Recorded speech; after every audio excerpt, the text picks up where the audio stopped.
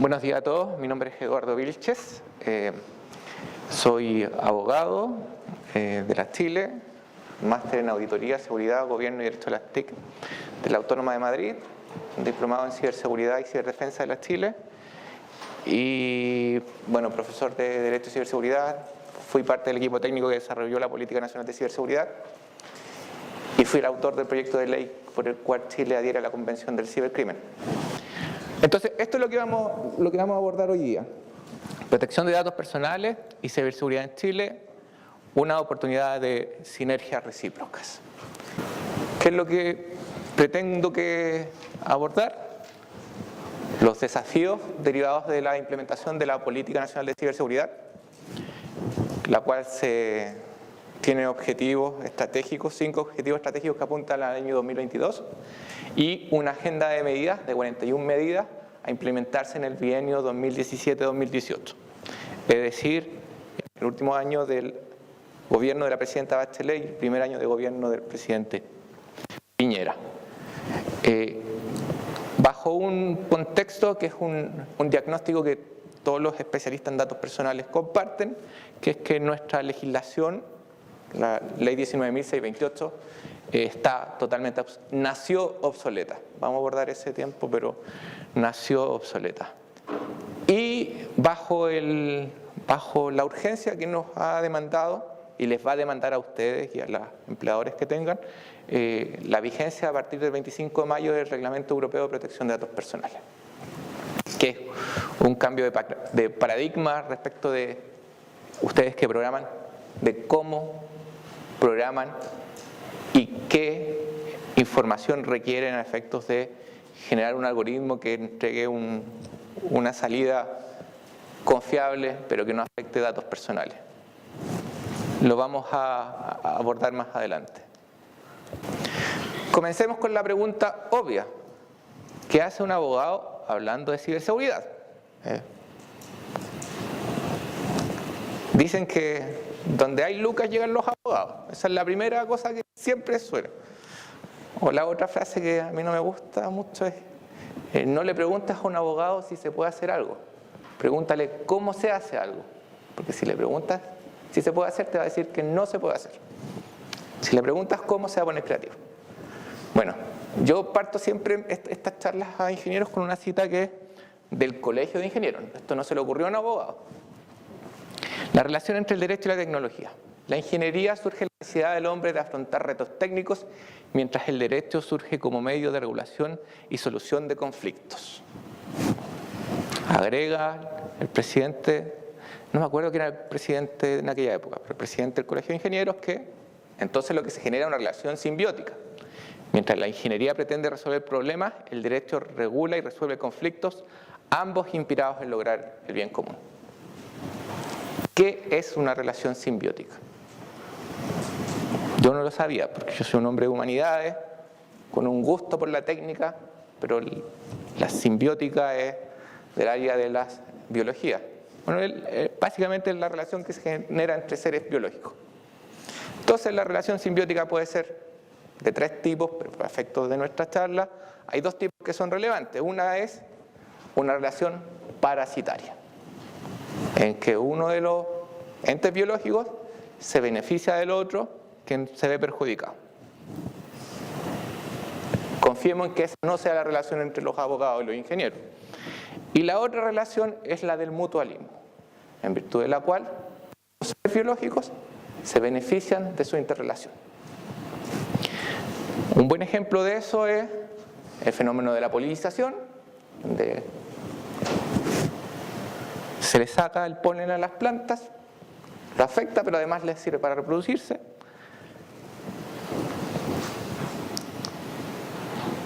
¿Qué es eso? Ustedes son TI, así que necesito que se pongan creativos, me digan que es algo más que una foto y por favor traten de... ¿Perdón? Más fuerte porque ayer el compañero no lo escucha. Datos generados, ¿ok? Sí, tiene algo de datos generados. ¿Alguien tiene algo que complementar? Por favor. La red. La red. ¿Qué red? La red global. Ok, sí, esa es una imagen de la web al año 2015, donde aparecen las distintas redes que componen la web y los distintos nodos que se interrelacionan. Y evidentemente esa red, y por esos nodos, trafica data.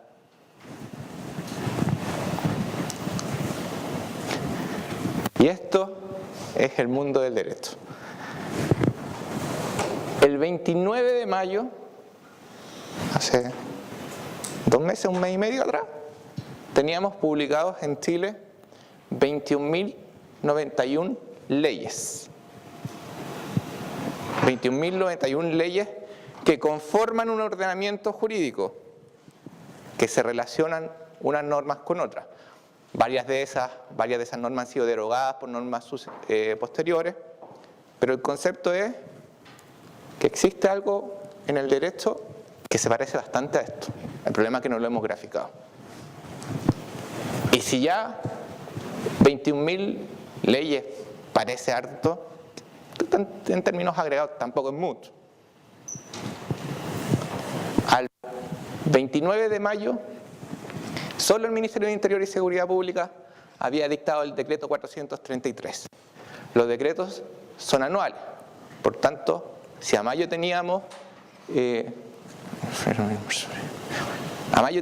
400 decretos, probablemente a diciembre íbamos a tener 1.200 decretos por un ministerio. 1.200 decretos multiplicado por 20 ministerios son 24.000 decretos. 24.000 decretos multiplicado por 10 años son 240.000 decretos. Entonces ya los números van creciendo y le da cierto sentido a lo que indico. Y eso es lo que los abogados, cuando estudiábamos en la escuela, es el ordenamiento jurídico. Y así como... ¿Qué es eso, por favor? ¿Perdón? Modelo OSI. Ok, ¿y qué es el modelo OSI? ¿No escucho? ¿Algún voluntario o voluntaria? ¿Voluntaria? No, bien por las compañeras que están presentes. Siempre es bueno tener... ¿Perdón? Modelo OSI. ¿Qué es el modelo OSI? El modelo abierto de interconexión de sistemas. Open System Interconnection. Ustedes conocen mucho mejor que yo las capas del modelo OSI. No les voy a explicar yo el modelo OSI. Pero llegamos los humanistas y transformamos el modelo OSI en una versión simplificada que distingue entre una capa física, una capa lógica, una capa de contenido. Una capa de contenidos que también se denomina capa de interacción. Y resulta que lo que ustedes hacen en términos TI, en términos técnicos, que es muy relevante, muy relevante, tiene valor, o sea, tiene un valor económico y social efectivo cuando llega acá, a la capa de contenido, a la capa de interacciones, la capa social. Su modelo descifrado puede ser brillante, puede ser mejor que AES, no lo va a quebrar nadie. Pero si no logra subir a la capa de contenido, no sirve. Su algoritmo reduce los tiempos de procesamiento a la mitad. Genial. Pero si no sube a la capa de contenido, entonces aquí, en la capa de contenido, en la capa de interacciones, donde nos afecta a nosotros, no a nosotros abogados, a nosotros TI, a nosotros ciudadanos. Vamos a llegar al punto de ciber y vamos a llegar al punto de seguridad. Pero todo esto es un contexto para que vean que ustedes tienen una gracia. Ustedes son los que programan al Gran Hermano. Ustedes son los que establecen las líneas que le dicen a la persona frente al público, deme este dato, deme otro dato. Ustedes los cruzan y llegan a los resultados. Anécdota. Yo soy de una generación muy distinta a la de ustedes. En mis tiempos la internet se estaba recién funcionando en Chile. Yo me formé con el año 2000. Yo me formé en esto.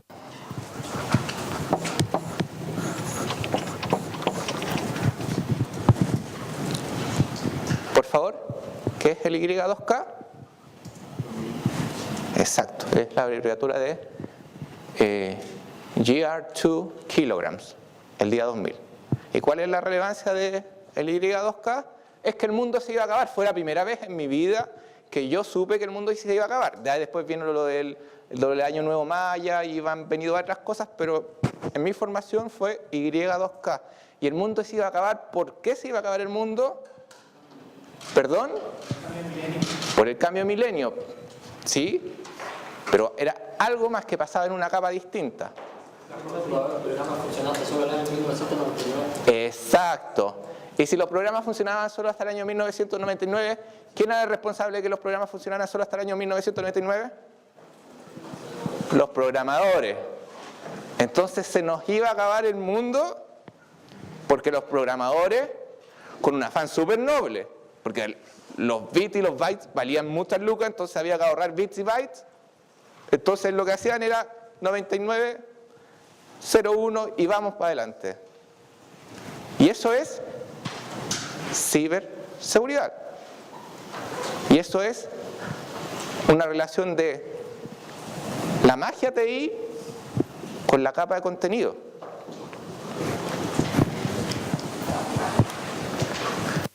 Entonces, para ubicarnos, ¿qué vamos a entender por ciberespacio? Para estos efectos vamos a seguir, existen muchas denominaciones sobre lo que constituye a día de hoy el ciberespacio. Esta es la de la Política Nacional de Ciberseguridad, que señala que el ciberespacio es un ambiente compuesto por las infraestructuras tecnológicas, capa física, los componentes lógicos, protocolos y las interacciones sociales que se verifican en su interior. Capa contenidos, capa interacciones, el ser humano. ¿Ustedes conocen esta web? ¿Quién conoce la web? Internet Live Stats. ¿Nadie? Ok. Ok, esto es Internet Live Stats, estadísticas en vivo de la Internet. Tenemos 3.900 millones de usuarios conectados, si no me equivoco. Tenemos búsquedas en Google, que es muy relevante. Un número muy grande. Videos reproducidos en YouTube. Tweets. Correos electrónicos.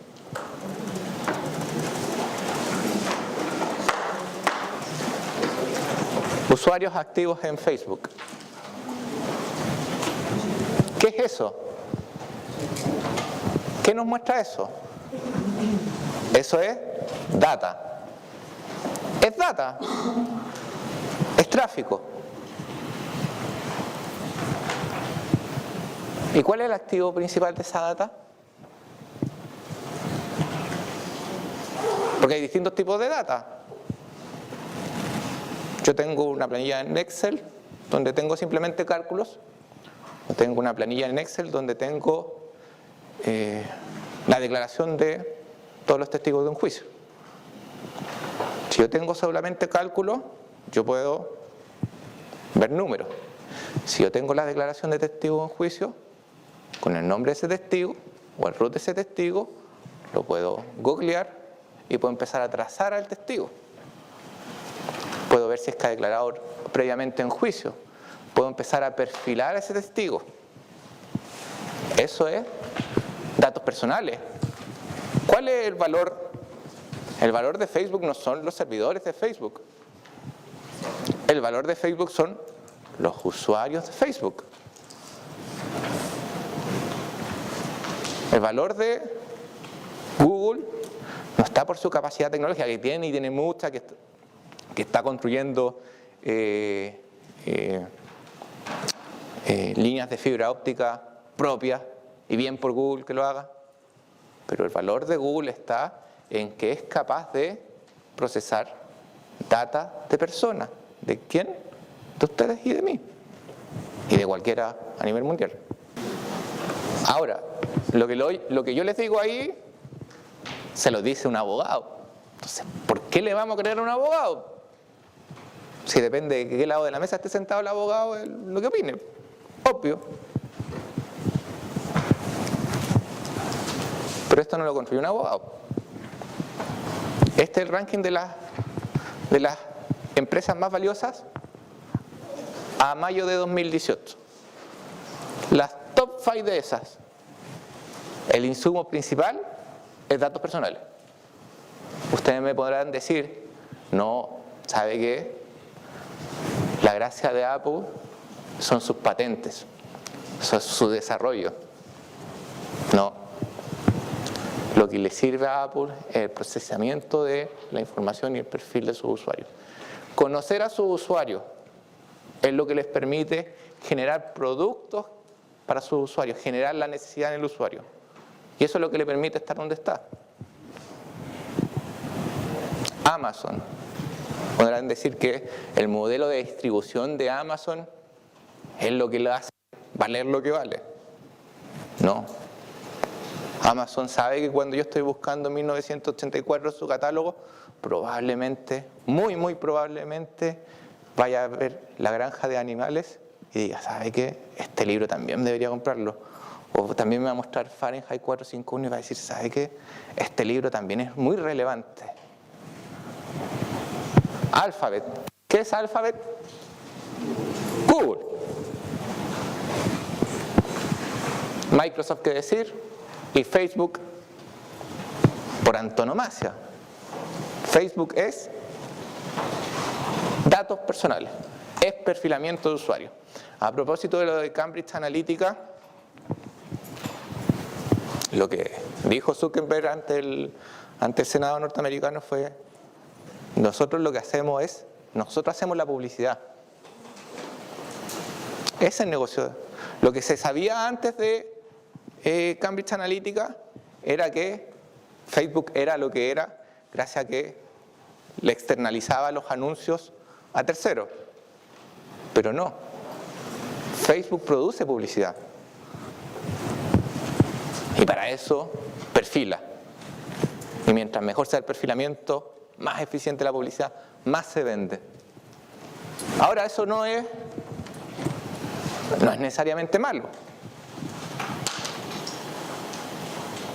No es necesariamente malo. Si yo estoy navegando por la internet y resulta que quiero viajar de vacaciones a Europa y me pongo a googlear y funcionan las cookies y resulta que me llega a mi celular una oferta súper buena de despegar.com que me ofrece el mejor paquete. Bien, súper bien, muy bien. Feliz yo, usuario, ciudadano. Pero si con el perfilamiento lo que se hace es interferir en la capacidad o en la objetividad del ciudadano para elegir a sus autoridades, eso ya no es tan benigno. Entonces,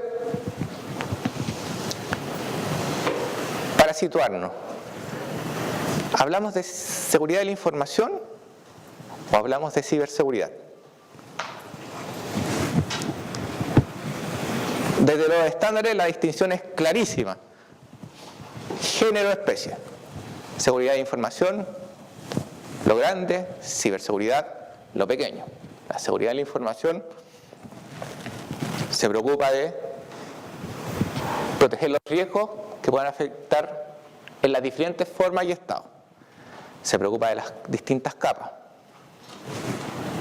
Por su parte, la ciberseguridad de la información en formato digital y los sistemas interconectados. Información digital en redes. Seguridad de información, activos de la información independiente de en qué naturaleza se encuentren, digital o no digital. La política de seguridad de la información de toda institución le dice, ¿sabe qué? Donde usted tiene la información reservada, ponga una puerta con acceso biométrico. Eso es capa física de toda la vida, eso no es digital. Le dice, ¿sabe qué? A los funcionarios o a las visitas que entren a la institución, páselos por la guardia, que se registren. Bueno, y de hecho, la ISO tiene dos normas distintas. Tiene la 27001, seguridad de la información, y tiene la 27032 para ciberseguridad. Pero aquí no venimos a hablar desde los estándares. Desde la política pública, la ciberseguridad es una condición caracterizada por un mínimo de riesgo y amenaza en las infraestructuras tecnológicas, capa física, evidente. Los componentes lógicos de la información, protocolos y las interacciones que se verifican en el ciberespacio, así como el conjunto de políticas y técnicas destinadas a lograr dicha condición, normas de seguridad de la información. ¿Y por qué esto es un poco contradictorio? Yo vengo y les digo, ¿sabe qué? Ciberseguridad es mucho más que la capa técnica, es mucho más que su zona de confort. Y es necesario que se quiebre la endogamia y que los ingenieros hablen con profesionales de otras áreas y que los profesionales de otras áreas hablen con ingenieros en materia de ciberseguridad. Entonces suena como se dieron cuenta que hay oro y se acercaron y no están tratando de llevar el oro. Pero no, lo que ocurre es que ciberseguridad es una componente de la política de los estados. Lo que pasó en Estonia, lo que pasó en Georgia, lo que pasó en 2010 con Stuxnet, un malware que detuvo el programa de enriquecimiento de uranio iraní. Eso sí es seguridad de la información, pero eso es mucho más que seguridad de la información, eso es seguridad nacional. ¿Cómo no va a ser seguridad nacional que las comunicaciones que tienen nuestras altas autoridades puedan ser pinchadas? Que la fibra por la que sale nuestra data pueda haber, ¿cómo le llaman los de telecomunicaciones? Fiber typing, typing de fibra. Porque como la fibra lleva luz, entiendo yo que es lo que me explicaron, tenemos dos espejos y la calidad de una información que va para el destinatario legítimo es la misma calidad que va para el destinatario ilegítimo. Y eso que le estoy contando, eso es Snowden. Eso es lo que hacía la NSA, lo que hacía y probablemente hace la NSA. Y en un contexto global, además, en que voy a hablar del caso estadounidense porque es el que está más en la prensa y el más fácil de graficar.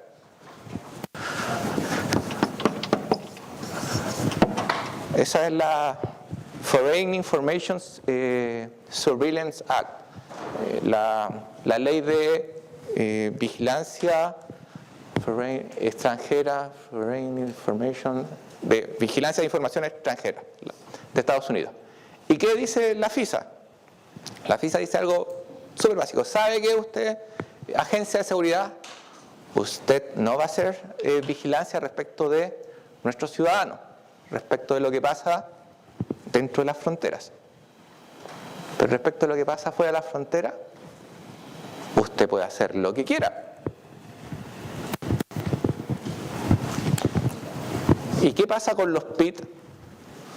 La mayoría de los PIT conectan con territorio norteamericano. Los cables de fibra pasan por territorio norteamericano. Entonces es tan simple como que yo me vaya al Tamar, como y haga copia de datos, que es lo que hacía AT&T. De hecho tenían una sala especial donde tenían el backup de toda la información extranjera. Y eso que hace Estados Unidos es lo mismo que lo hace el GCHQ, General Head Communication Quarters británico, lo mismo. Y esa data que pasa, claro, hay mucha data de transacción, mucha data de lo que uno busca al día a día, pero la data no distingue. Si no va cifrada, probablemente es data privada, va ahí y llega algún analista. Y por decir llega un analista, porque llega a un repositorio, se junta, se procesa, aplicamos algoritmos que programan los programadores y determinamos que cosas tan tétricas como que analizamos metadata y alcanzamos a determinar que yo me comunico con Pepito y Pepito se comunica con Juanita y Juanita con Dieguito, y resulta que Dieguito forma parte de una cédula terrorista. Y yo, que estaba cinco líneas de la cadena más arriba, por cruce de metadata, puede que tenga un vínculo con el primer eslabón de la cadena, el eslabón terrorista de la cadena. Y resulta que mi perfil se ve contaminado simplemente por metadata. Entonces, ¿qué les quiero decir? Ciberseguridad sí es capa técnica y lo va a ser siempre, pero además de ser capa técnica es seguridad nacional, es una cosa geopolítica. Las grandes discusiones ahora tienen que ver con ciberseguridad. ¿Por qué? Porque la información es poder, el costo de procesar la información disminuye más y la capacidad de procesarla aumenta, ley de Moore, muy relevante. Entonces, en ese contexto, el 2017 se dictó la Política Nacional de Ciberseguridad. Como yo les dije, tiene objetivo estratégico del año 2022 y una agenda de medidas de política pública a implementar entre el bienio 2017-2018. Se publicó el 27 de abril del 2017 y estuvo lista para firma presidencial en agosto de 2016. Pasó 2 trimestres y la política no salía. Y salió el 27 de abril. Y si hubiese pasado una semana más, el gobierno hubiese quedado colorado, porque en una semana más tarde, ¿qué pasó? Mayo, WannaCry. Y se alinearon los astros y salió la política. Pero yo les cuento desde dentro, hubo un periodo en que habían dudas si es que la política salía. ¿Por qué? Porque quizás nosotros que estamos al sur del mundo y que nos separa una cordillera y tendemos a mirarnos el ombligo, no nos damos cuenta de que el tema es relevante. Para nuestras autoridades el tema no es relevante. Si no llega a pasar, yo se los digo sinceramente, si no llega a pasar lo del Banco de Chile este año, las discusiones en ciberseguridad habrían sido mucho menos de las que son ahora. Muchísimo menos. Y enhorabuena que pasó lo del Banco de Chile. Perdónenme por la burrada que estoy diciendo, pero enhorabuena que pasó. ¿Por qué? Porque la instalación de temas políticos choca con otros temas, evidentemente. Choca con educación, choca con salud, choca con viviendas, choca con corrupción, y todos los temas se pelean en la agenda pública. Pero hoy es lo que ustedes están haciendo, siento yo que está sobre buenos cimientos. Bueno, 2017-2018, 41 medidas. Nosotros vamos a abordar solo 2 medidas, porque lo que nosotros vamos a abordar es ciberseguridad y protección de datos, una oportunidad de sinergia recíproca. Entonces, la primera medida natural de la Política Nacional de Ciberseguridad es preparar y enviar al Congreso Nacional un proyecto de ley sobre ciberseguridad para consolidar la institucionalidad y manejo de incidentes en seguridad informática del país. Y el 31 es tramitar una nueva ley de protección de datos personales, con facultades a un órgano que pueda imponer requisitos de seguridad y notificación de filtración de datos. Primer elemento. Antes de hablar del proyecto de ley de ciberseguridad, vamos a hablar de datos. Dato personal. Cualquier información relativa a una persona natural, identificada o identificable. O identificable. Entonces, una foto, un dato personal. El registro biométrico, un dato personal. La forma y la huella que yo dejo al caminar, un dato personal. Pero dentro del género de datos personales existe un género, o sea, una especie particularmente relevante, que son los datos personales sensibles, aquellos que refieren a información relativa a las convicciones religiosas, las convicciones políticas, la orientación sexual, el estado de salud, si soy o no portador de VIH, y esos datos personales sensibles evidentemente requieren una protección más alta que un dato personal común, más alta que mi nombre o mi mero root. Ahora, como dato personal es cualquier información de una persona natural identificada o identificable, es tanto dato personal el que tenemos en nuestra base de datos que procesamos de forma veloz y que nos lleva a perfilar a los usuarios de forma que nosotros conocemos mejor al usuario que el mismo usuario, y pasa, como la libreta, la agenda que tenía la abuelita, la agenda que tiene mi mamá. Mi mamá tiene una agenda con los números de teléfono de las personas, con sus contactos. Datos personales.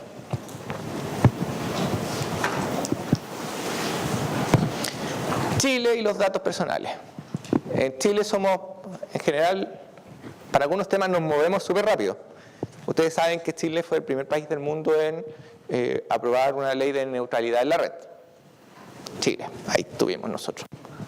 Chile fue el primer país de Latinoamérica en aprobar una ley de protección de datos personales. Chile, ahí estuvo Chile. Y eso fue en agosto del 99. La ley 19.628, que se denomina Ley de Protección de la Vida Privada. Así se llama la ley. Vida privada, eso protege. O sea, eso dice proteger.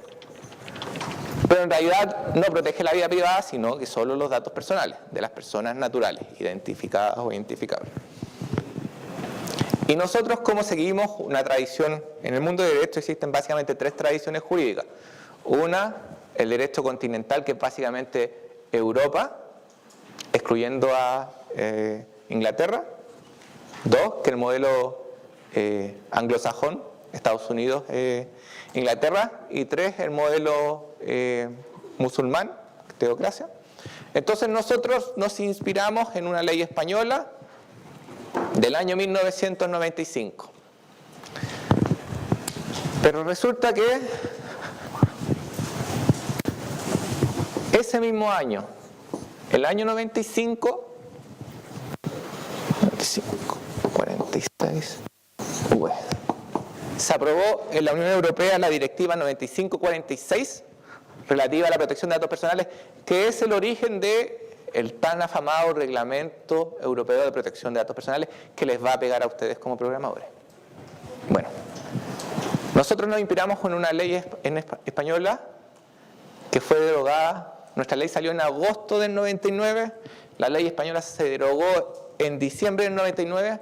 ¿Por qué? Porque la nueva ley española tenía que cumplir con la Directiva 95/46.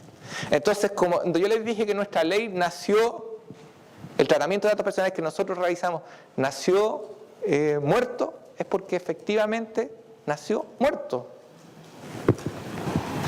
Ahora, antes de seguir avanzando en esto, tratamiento de datos personales es cualquier tipo de operación que se realiza sobre datos personales. Procesarlo, cederlo, transformarlo, eliminarlo, cancelarlo, anonimizarlos.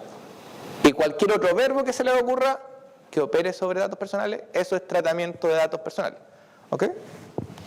Entonces, en ese contexto, Chile, primer país de Latinoamérica en tener una ley de protección de datos personales, avanzó con reformas pequeñas. Por ejemplo, estableció el principio de finalidad en el tratamiento de datos personales, pero nunca, del 99 a la fecha, se ha actualizado coherentemente la ley de protección de datos personales y nunca ha cumplido con estándares internacionales. Bueno, entonces cuando Chile ingresó a la OCDE, uno de sus compromisos fue actualizar su legislación en materia de tratamiento de datos personales. A ver, para bajarme un poco, datos personales tiene una componente de derechos indudable. Que a mí me perfilen y me discriminen por la forma, porque alguien programó mal un algoritmo y mi perfilamiento me genere discriminación, es una clara afectación a mi persona, a mis derechos. Y eso es derechos fundamentales. Pero la OCDE no está preocupada, o sí, está un poco preocupada de nuestros derechos. Pero la gracia del tratamiento de datos personales es que es flujo transfronterizo de información. Por tanto, los estándares tienen que estar homologados. ¿Por qué? Porque eso genera lucas. Obvio que genera lucas. Entonces, el 2015, la OCDE le envía una carta al gobierno de Chile apurándolo, diciéndole, oiga, ¿qué pasa? Usted se comprometió en el 2010 a actualizar su ley de protección de datos personales y todavía no cumple con los estándares. Los estándares son relevantes porque los compromisos internacionales señalan que el país se obligará a cumplir los más altos estándares de protección. Cada vez que ustedes firman un tratado, es el compromiso que adquiere. Siempre.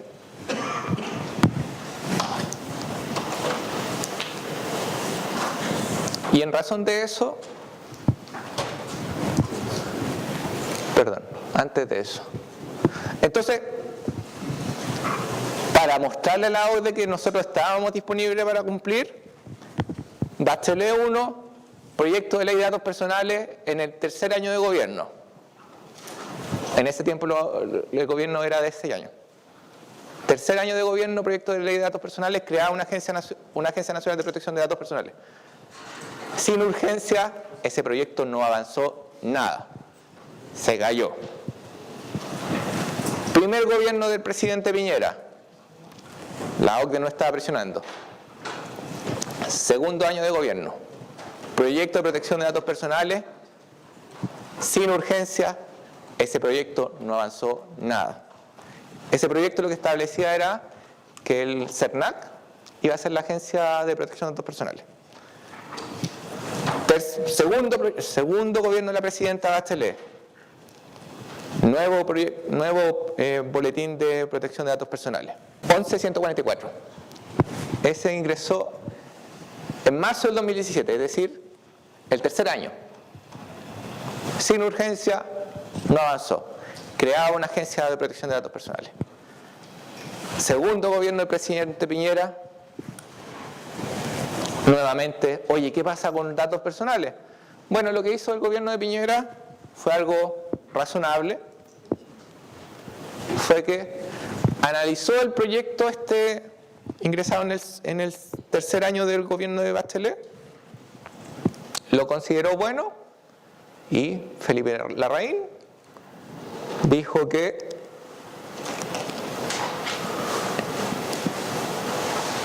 el proyecto de ley en actual tramitación cuenta con el respaldo del gobierno. Cuenta con el respaldo de este gobierno.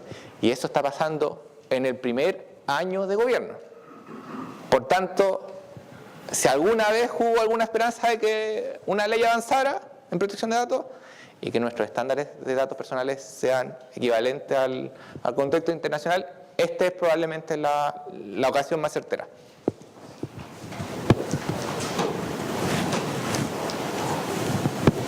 Ya.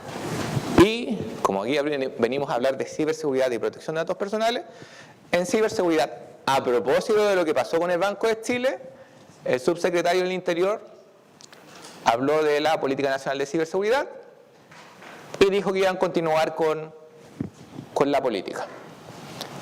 ¿Por qué es relevante esto? La Política Nacional de Ciberseguridad, si no pasa lo del Banco de Chile, probablemente hubiese estado guardada dentro de un escritorio. ¿Por qué? Porque una política refleja la opinión, la posición que tiene una determinada administración, sin perjuicio de que tiene una capa técnica. La Política Nacional de Ciberseguridad es muy técnica. El comité interministerial estuvo compuesto por muchos ingenieros, salió a consulta ciudadana, se enriqueció con los aportes de muchas asociaciones gremiales, incluidos dentro de esas la ACTI, incluidos los emprendedores digitales de Chile. Pero como es una política, es una posición política de concepción, si no hubiese pasado lo del Banco de Chile, probablemente no estaríamos hablando de cumplir con la Política Nacional de Ciberseguridad. Como les dije, la Política Nacional de Ciberseguridad contempla como medida número 1, preparar y enviar al Congreso Nacional un proyecto de ley sobre ciberseguridad para consolidar la institucionalidad en el manejo de incidentes de seguridad informática en el país. Entonces, la pregunta es, ¿y qué debería contener un proyecto de ley de ciberseguridad? Ya dijimos que ciberseguridad es mucho más que la capa técnica. Tiene una fuerte componente política de soberanía nacional. Entonces, lo primero, que ser capaz este proyecto de ley de contemplar un órgano, llámenlo agencia, llámenlo como quieran, ministerio, como fuera, que sea capaz de dictar instrucciones y normas generales y obligatorias con el objeto de que las entidades reguladas adopten medidas para proteger los atributos clásicos de la seguridad de la información, confidencialidad, integridad y disponibilidad de los sistemas informáticos a su cargo y los datos informáticos generados, almacenados o transmitidos por esto. Dictar normas generales y obligatorias. Evidente. ¿Qué pasó? Volvamos atrás. Abril de 2017 sale la Política Nacional de Ciberseguridad, que establece que los reguladores sectoriales deberían avanzar en materia de ciberseguridad. Uno de esos reguladores sectoriales fue la SBIF, que sacó una circular en diciembre del año pasado, donde le decía a su regulado, a los bancos, ¿sabe qué, señor banco? Si usted está siendo afectado por algo, por un incidente o alguna actividad maliciosa que afecte su ciberseguridad, usted está obligado a registrarlo. Regístrelo. Entonces, salió a circular todos los bancos obligados a registrar los incidentes que le están pasando, los ataques de que están siendo víctimas. Pasó lo del Banco de Chile. Llega el superintendente de bancos e instituciones financieras, porque claro, desde el Senado lo llamaron, oiga, de explicaciones. Llega, se sienta y este cristiano tiene que decir, ¿sabe qué? No están obligados a informarme. Ellos están obligados a registrar lo que le está pasando. A registrar lo que le está pasando. Y solo si yo se lo pido, ellos me tienen que informar. Entonces, comprenderán, ustedes lo entienden mucho mejor que yo, que en tiempo real, un ciberataque a una infraestructura crítica como es el sistema financiero, que el banco registre lo que le está pasando y no se lo cuenta al regulador, para que el regulador las avise al resto de la banca, para que puedan adoptar medidas de seguridad y no ser víctima de ese ataque o que ese riesgo se concrete, evidentemente que es muy básico, es fundamental compartir. Pero si yo nuevamente me pongo el sombrero de abogado y me siento del lado de la mesa de la banca y yo digo, ¿sabe qué? Si a mí usted no me obliga por ley, yo no tengo por qué informarle nada. ¿Sabe por qué? Porque si yo le cuento a mis clientes que estoy siendo víctima de un ataque, eso afecta a mi reputación. Y no hay cosa más importante para una compañía que su reputación. Entonces, claro, la SBIF avanzó bien, los bancos están registrando lo que les pasa y además tienen que educar a sus usuarios en ciberseguridad. Básicamente no compartan la clave, fíjese que no sea phishing, pero no, pues el sistema tiene que ser un sistema coherente. Y lamentablemente no estamos en un sistema coherente. Entonces, una agencia o una institución en ciberseguridad debería ser capaz de dictar normas, instrucciones y normas generales. declarará una determinada entidad o categoría como operadora de infraestructura crítica de la información. ¿Sabían ustedes que en Chile, bueno, los que estuvieron en la apertura probablemente lo escucharon, pero ¿sabían ustedes que en Chile no hay regulación de infraestructuras críticas globales en forma general? O sea, cuando nosotros estábamos trabajando en la Política Nacional de Ciberseguridad, se generó un mapa de riesgo. El clásico mapa de riesgo le lleva el hackeo, los hacktivistas, le lleva la actividad maliciosa de las bandas criminales, le lleva la actividad hacktivismo, estados, pero resulta que en el caso de Chile el mayor riesgo por antonomasia a la ciberseguridad, a las infraestructuras críticas, está por la naturaleza. El terremoto o el incendio nos echa abajo lo que sea. Somos un país largo y angosto, por tanto los cables de fibra van pegaditos, pasan el puente, se cae el puente y se cae la fibra. Tenemos un incendio, afecta a determinado lugar, se quema la carretera, se queman todos los cables de fibra, no tenemos ni el operador A, ni el operador B, ni el operador C. Bueno, en Chile no tenemos regulado infraestructuras críticas en general y menos tenemos regulado infraestructuras críticas de la información, salvo para el caso particular de telecomunicaciones como consecuencia del terremoto del 2010. Bueno, esta nueva institución debería ser capaz de fiscalizar el cumplimiento de la norma, difusión y colaboración con entes públicos y privados en materia de ciberseguridad. Volvamos entonces a datos personales, un activo de la información. Como les dije, el estándar internacional hoy por hoy es el Reglamento Europeo de Protección de Datos Personales.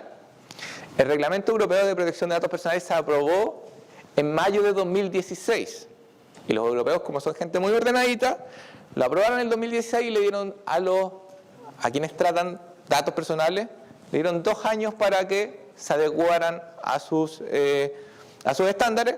Por eso, a partir de mayo de este año, el reglamento es obligatorio. Aquí les extracté lo que es más relevante, no vamos a abordar el reglamento en detalle. Vamos a abordar solo lo que tiene que ver con seguridad. Obligación de comunicar a la autoridad de control violaciones de la seguridad. Los responsables de los datos deben informar a la autoridad de control en el plazo de 72 horas de su conocimiento las violaciones a la seguridad lícitas o ilícitas, o sea, accidentales o ilícitas. Se me filtró la data porque, no sé, un funcionario dejó sus credenciales puestas en algún foro y alguien entró, usó el usuario y contraseña. O porque fue víctima de un acto criminal. Da lo mismo, usted está obligado a informar. Sanciones. Las sanciones pueden llegar hasta el 4% de facturación anual mundial de la empresa. 4%. O 20 millones de euros. Yo no sé cuántos son 20 millones de euros, pero me imagino que es muchas lucas. Son 20 millones por 7,50, eso es muchas lucas. A día de hoy, nuestra Ley de Protección de Datos, 19.628, expone a multas que son del orden de las 50 unidades tributarias mensuales. 5 por 5, 25, 2.500.000 pesos. 2.500.000 pesos. Con 2.500.000 pesos yo no pago los honorarios del abogado. Además, obliga, en el estándar internacional básico, es que haya un ente de protección. En Chile lo que hay es, usted tiene que ir a los tribunales de justicia. Y los tribunales de justicia contemplan un procedimiento sumario que, a pesar de que se llama sumario, usted se demora 2 años en promedio en litigar.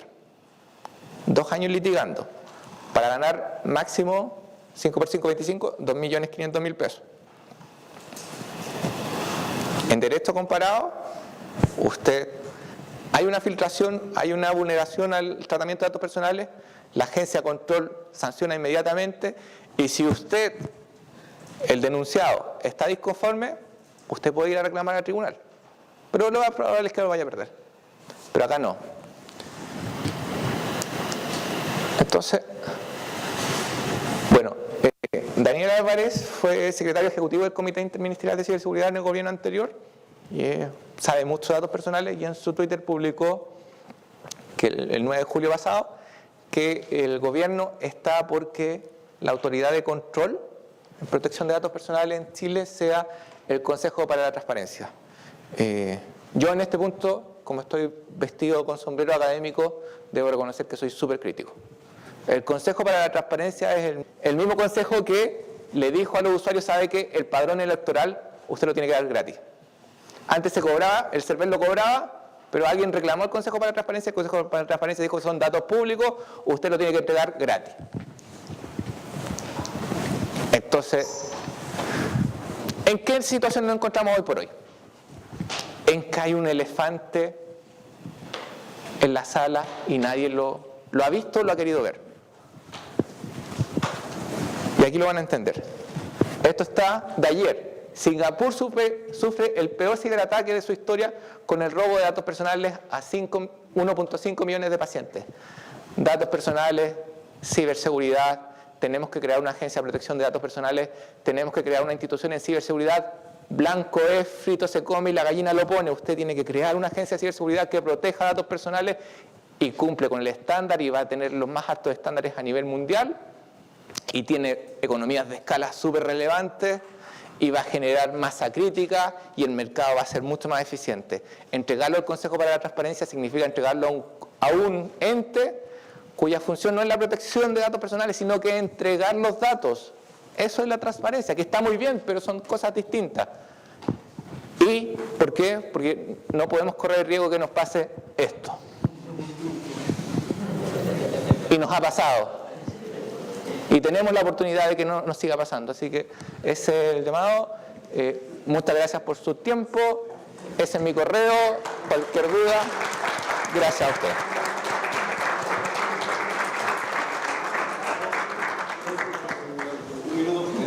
Eduardo, te queremos agradecer en nombre de ISACA y de INACAP tu presentación.